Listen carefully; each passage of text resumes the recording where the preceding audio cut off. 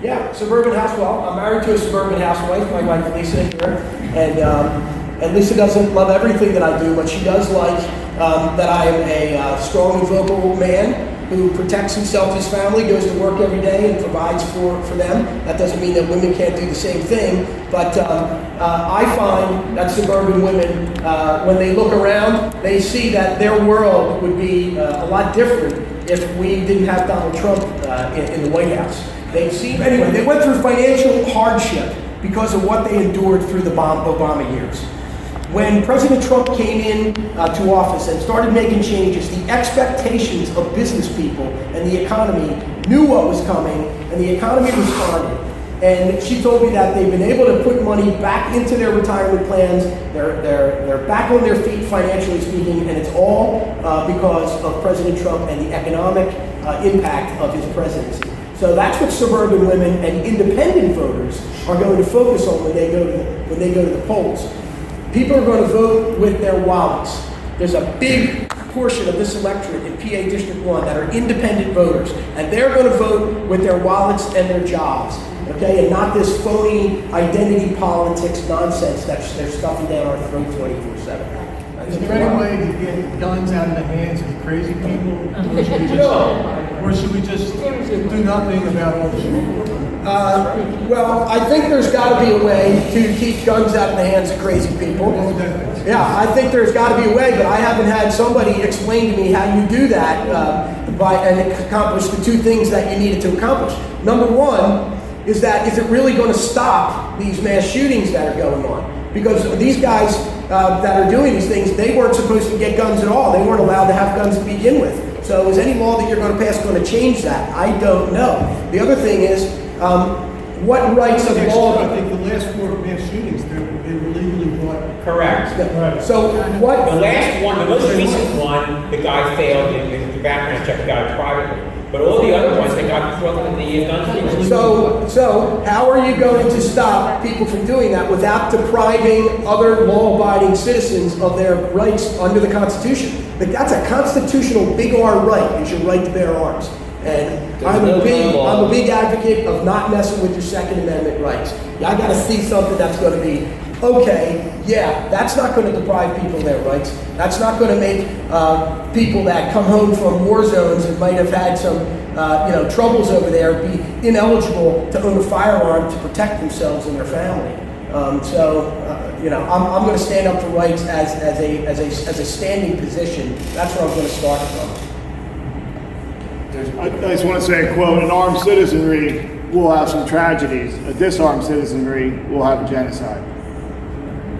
There's no gun law that's going to work. There's no gun law that's going to work. I mean, you're trying to keep heroin and drugs out of the hands of law-abiding citizens and everybody, and yet we have the biggest opioid crisis in the nation right here in Kensington Avenue in Philadelphia. Yeah. Okay? It doesn't work. And now they've given up to the point where they're trying to, which is a contradictory term, put safe injection sites in Philadelphia. Okay? You're injecting poison in your body, and they're trying to give you safe injection sites to inject poison in your body. So, I mean, what's next? Safe shooting sites for people, safe murder sites for people to murder people? I mean, it's just, that's about as crackpot as it sounds. That's what they're trying to do to heroin. And what's next? Is Bucks County going to be the next domino to fall, and it'll be a sanctuary county like Montgomery County is now? Are we going to stand up and allow that to happen here too? Dave? Yeah. Andy, what exactly would you cut? Where would you find $1 trillion in cuts to get a balanced budget? Where would I find $1 trillion? What exactly would you cut? Well, I would try to, number one, would be to repatriate dollars that we're sending across the countries around the world that hate us and that vote against us at the UN. Why are we giving these people money? No, thank you. Yeah, no, we'll keep our money here in America. Any other questions? Over here. Speak up. We can't hear. Can't hear you. First of all, Stand up.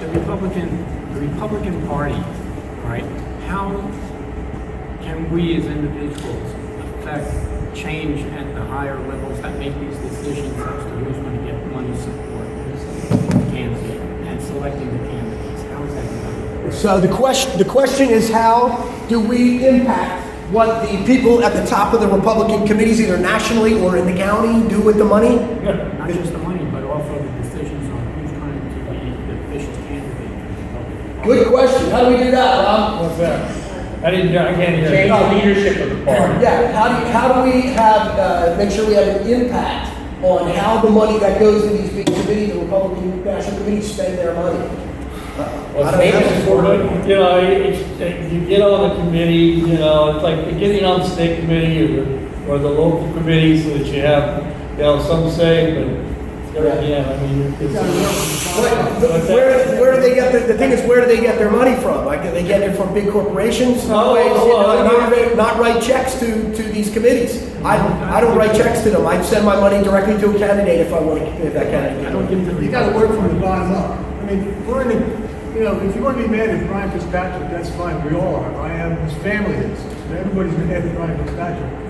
But the fact remains, there are 13,000, Democrats have a 13,000 voter edge Yeah. in this district. I wish the whole county thought like everybody in this room does. That's a But good- they don't. that's a good point, Dave. You know Whenever I what? see released a thing, Donald Trump's report in Bucks County, not Bucks. It's in the low 40%. I think if you saw, Now, he might have won barely in the first district. He didn't win Bucks County. Donald Trump didn't win in 2016. yeah, and I think that's a failure of leadership. If our county leadership, if our leadership up in Doylestown, we're out there making the case every day for conservatism and making the case, convincing people why all these things that they hear on the mainstream media and the news are fake news and they're not there, we would have more people. If we knocked on more doors and we did those How do we make things. a case? I mean, does Pat Cocker get a megaphone or does she? He's got a- What is- what is- We send somebody over to Congress, and you change the I law. would suggest that everybody in here should go to the monthly committee meetings, because I go there every month. I see Mary. Mary's the only person that I see at Yeah. the meeting in Doylestown. And if you want to make a change, Yeah. So go to the meetings. could it be, Dave, that these people are disillusioned with what they find when they get there? Well, And they go ahead and give say, up, and everybody just give up. Yeah, I know. You should go That's- to the meeting it's a, and put your 2 cents worth in, make it work, and donate. I think you're exactly right, Dave. I agree with You you. can't just sit out here.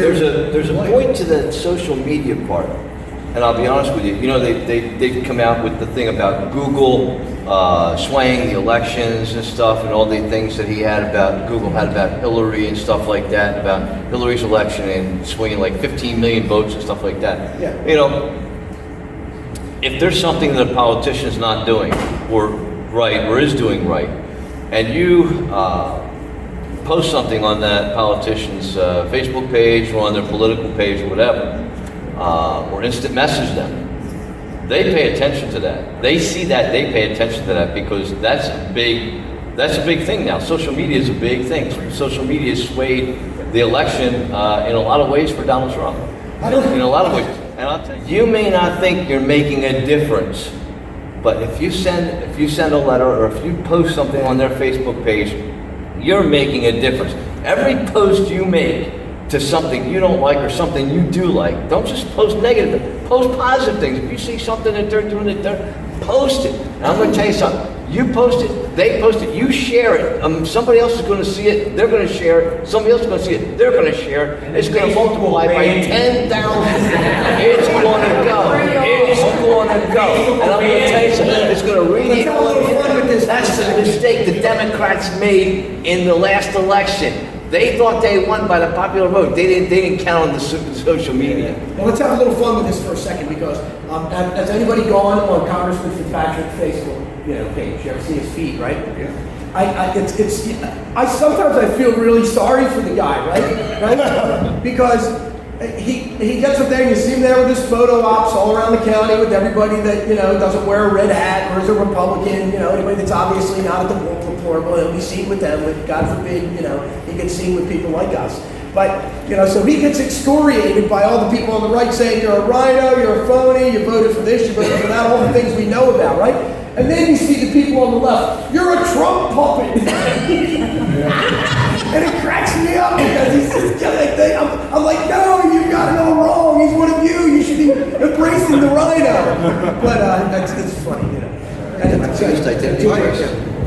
I believe that Brian hurt Donald Trump in 2016 by denouncing him on the front page of the Courier. Absolutely, without question. And then he voted for Mike Pence, right? And then what happened? He got turned around. You know, everybody got Brian excoriated. got more votes in Bucks County if Brian had supported him. Yeah, without Which he question. never did. Yeah, he should have shut his mouth. We can potentially. Yeah, so we have a pretty close, the Democrats have an edge over the Republicans in our district. But the victory is going to come by who gets the independent voters. The victory is going to come by who gets the independent voters. I have a lot of positions of mine. You can check them out on my website, meehan2020.com.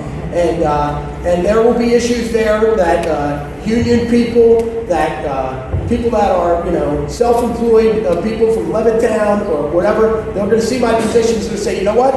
His policies are going to keep me working and keep the government out of my life, and I like that. So if that's the only two things that they remember about Andy Meehan, I think those are the two things that I'm going to appeal to independent voters about, is the economic issue and shrinking the size of the government. Now the felons can vote. Let me put this out there, okay? Who are people that are Republican voters, Trump voters, more likely to get out and actually do something with and get energized and get out and knock on doors and be motivated to stand up for the party? Somebody like Andy Meehan, who's full of energy and who goes out there and supports the president and leads by example? Or Casper Milquetoast, bottom of the barrel rated Republican Trump hater like Congressman Fitzpatrick? Okay, I'll answer the question. All right, one more question here. We talk about voting, election, and getting the vote out and all, and there's a part of the vote that I'm really concerned about, and I think it's underestimated, undercounted. I mean, and it's voter fraud. Look at Broward County, a chain of custody totally broken.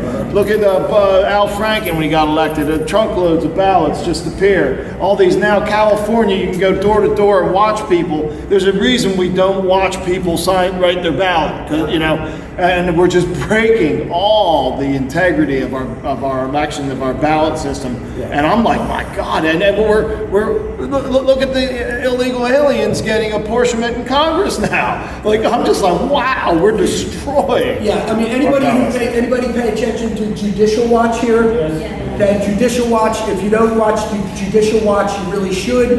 I get a lot of information from Judicial Watch because it's not biased. By what it's, they come out on the right side, but it's government records. It's the release of government records, so we can see what they're doing there. And it's very clear from their work in this area with immigration, what they've done in California and other states with getting them to clean up their voter rolls, that we need citizenship verification and voter ID. You got to prove you're a citizen, and you got to have an ID to show up to vote. You got to have an ID to do everything these days. To put out there that it's racist that black people shouldn't have to provide an ID. I mean, how insulting is that to people of color that they're not smart enough to go get an ID? There's nothing more insulting than that. So we should definitely have citizenship verification and voter ID. You know the best part, Maxine Waters, you have to have ID to attend one of her rallies. Oh yeah, she's the one who have ID. At seminar. I think we're going to wrap it up here. Talk about Brian's. Finance. All right. So Chris Sofield, my campaign manager. One thing that is very evident and was a little bit surprising to me is that I started poking around on the Federal Election Commission website to find out where the congressman got all his money from. He raised an insane amount of money in the second quarter of 2019, hundreds of thousands of dollars. Andy Meehan, little financial advisor from Bucks County, started his campaign with a handmade cell phone video out of my shed. I'm sure Dr. Robert Sklarov loved that video. And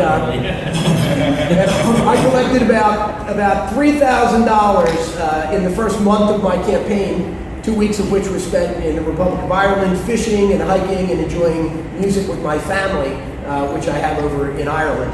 And with my $3,000 cash haul from my campaign in July, I had more individual donors with my little $3,000 bank account than the congressman had with his hundreds of thousands of dollar cash haul from corporations, lobbyists, and elite people with lots of money from out of the district. So this is what we're dealing with.